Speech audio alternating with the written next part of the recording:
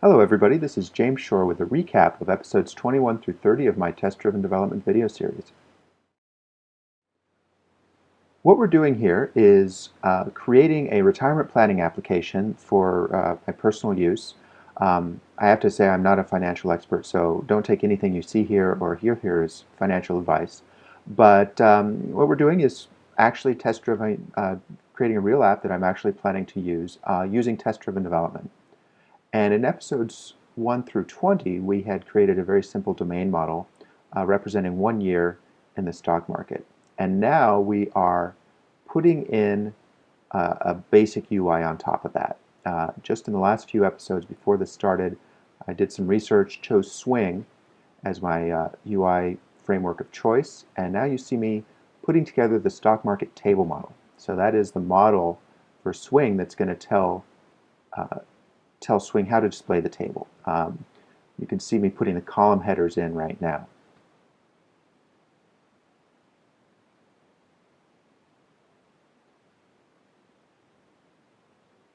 And lots of desk checking, lots of actually running the application and seeing whether or not it's working properly.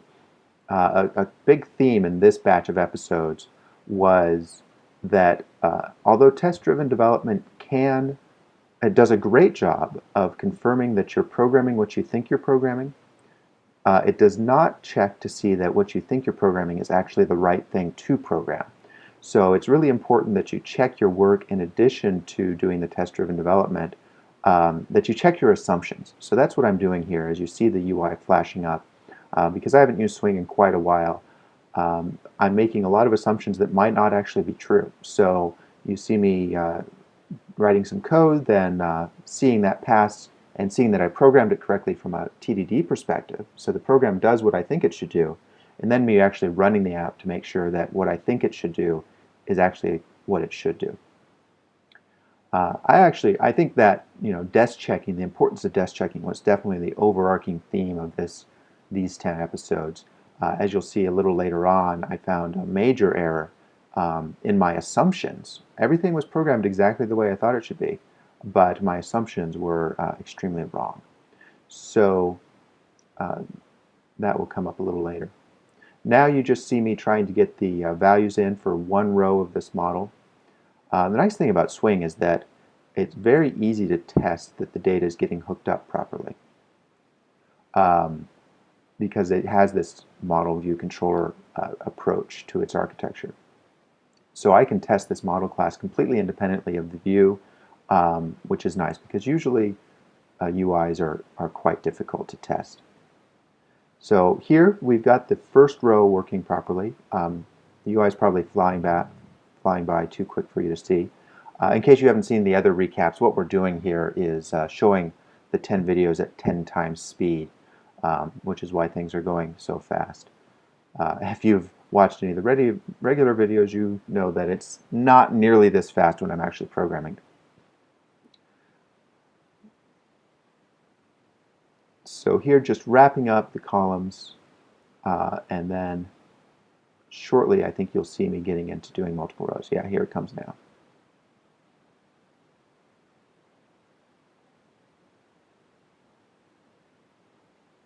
And there, because I am doing multiple rows, I realized that I needed to say how many years the table needed to cover, and then just counting up the rows and making sure it displays the right number.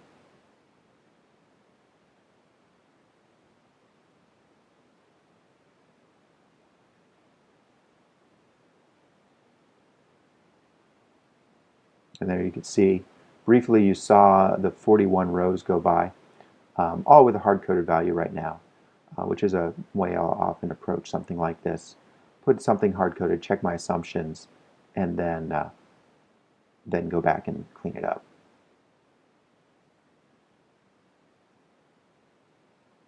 So here we are in episode 24, and by now had pretty much finished everything in the stock market table model. In this episode, I'm just doing the last little bits of that.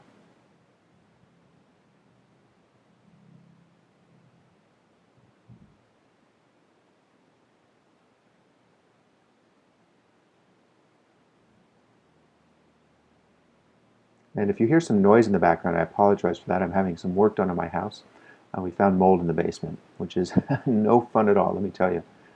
So here we are, figuring out the current year. I think, yeah, it looks like that is it for the stock market table model. It pretty much been, all the values were in place at this point.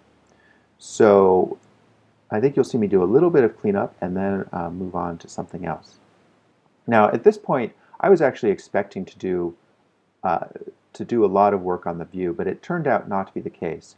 After having done that, getting the table model hooked up, I had a lot of cleanup to do. This is a pretty common pattern of growing the app, then shrinking the app, then growing the app, then shrinking the app. When I'm adding a new feature, I'm focused on adding that feature. I'm trying to put it in cleanly, but generally focus on just the class I'm working on.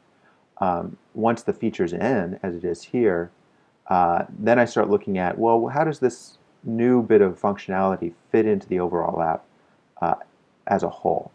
And how can I clean that up? And of course, I do try to put it in cleanly, but until I actually see how it fits in, it doesn't always go in that cleanly. So that's what you see me doing in here now. I looked at this and I said, the stock market table model is keeping track of all these years, but it doesn't really reflect the domain concepts I want it to reflect. I think what needs to happen here is I need to pull the stock market out into its own domain concept. And that's what I'm doing right now in this episode that you see, is taking that stock market concept and making it a standalone domain concept and not just a view model, or a model for the UI, I should say. And that actually involved rewriting the code a little bit. The choice about whether or not to rewrite or simply extract is a judgment call that I will take in either direction. If I can realize the need for pulling something out fairly quickly, then then usually I will rewrite, because that's easier to write the test and think of the domain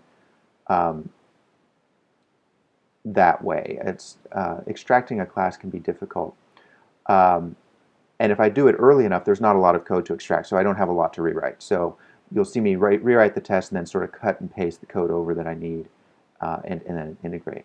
If I don't catch the need for a new class for a while, which happens with a larger program really frequently, as the needs of the application change, your design changes, and you've got a lot of existing code.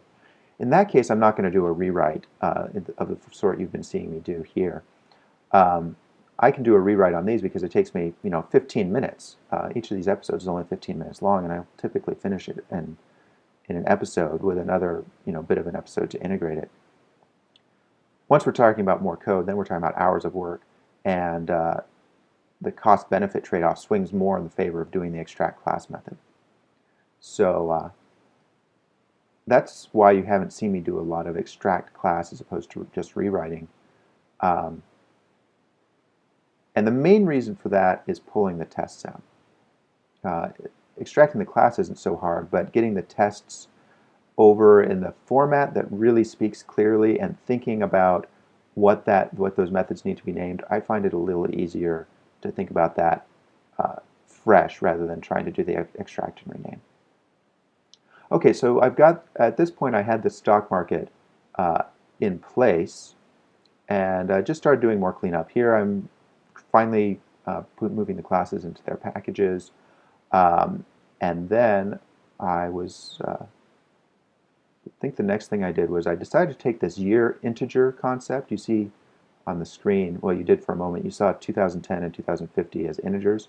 Decide that those should be domain concepts. Again, being really aggressive about turning basic primitive types into domain objects, value objects. And the reason for that is that it allows me to hide the underlying primitive and two things. It allows me to change the underlying primitive very easily, which will turn out to be beneficial later.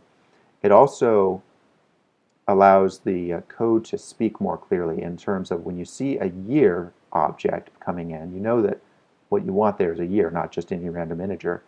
And also the methods I can put on that year class speak more clearly. For example, for this year object, you're going to see me create a next year method. You'll also see me have a number of years inclusive method. These are all things that speak more clearly than just having +1 or this plus minus that +1. So here, so you can see the next year method in there, and now I'm going to put in that number of years inclusive. This also allows me to eliminate duplication. It's quite possible that I would have ended up typing that little bit of math, end minus start +1, in several places. Now I can just ask the year for it. So overall, domain value objects, domain objects, simple domain objects like these are invaluable. People tend not to put them in very quickly because they're so small, and creating a value object is kind of a pain in the butt. It's not as bad as it used to be thanks to Eclipse's generate equals and hash code function, but it's still kind of a pain, and it adds another class. It feels like clutter, so people don't make these domain objects. If that's you, I really recommend making lots of domain objects. They're incredibly useful, and they really make it easier to eliminate duplication. All right, now you see me creating a require class. This is a simple little class that's basically an assertion class. It's something I can throw in my code, say I expect this to be true at this point, and that will fail if it's not true, therefore and resulting in my code to failing fast, meaning that whenever I make a mistake, my code will tell me right away that I'm violating some programming assumption that I had and allow me to fix it. If I didn't have this in there, the code would still probably fail at some point, but it wouldn't necessarily fail at the real source of the problem, meaning that debugging, and as a result, debugging would take a lot longer. So you can see me here.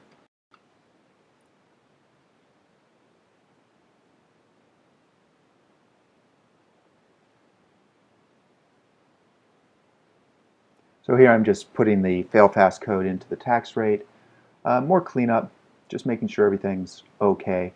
Not implement exception, again, a little bit of fail fast code just to make sure that if for some reason there's a different number of columns than there should be, I'll get an error and hopefully expose the problem right at the root of it. Now this is interesting. What you see me doing here is doing my desk check, checking to see that the spreadsheet I have matches the results I'm seeing out of the application, and I didn't get the right results. What was happening is in my stock market year, when I do, or in my tax rate and my interest rate, when I'm doing the actual calculation for the tax and for the interest, I'm truncating it to an integer, which is causing a cumulative rounding error on the order of about $150 over 40 years for the test cases I'm using, which is substantial enough to need to fix. And that's what you see me working on here in this episode, is looking at that problem. And the way I decided to do it is to get rid of, inside of the dollars class, I was exposing the underlying amount, the integer value. And the way that I decided to address that was by no longer exposing that and having the domain object really handle everything it needed to do. In this case, by creating a percentage method. So that's what I'm doing here, and that's what I will be working on in episode 31 and beyond. So that's it for this recap, episodes 21 through 30. You've seen me work on a lot of the UI and then get into a bunch of cleanup, getting the code to fail fast, and checking my assumptions, which turned out to be wrong. So there you have it. Thanks for watching. I will see you next time.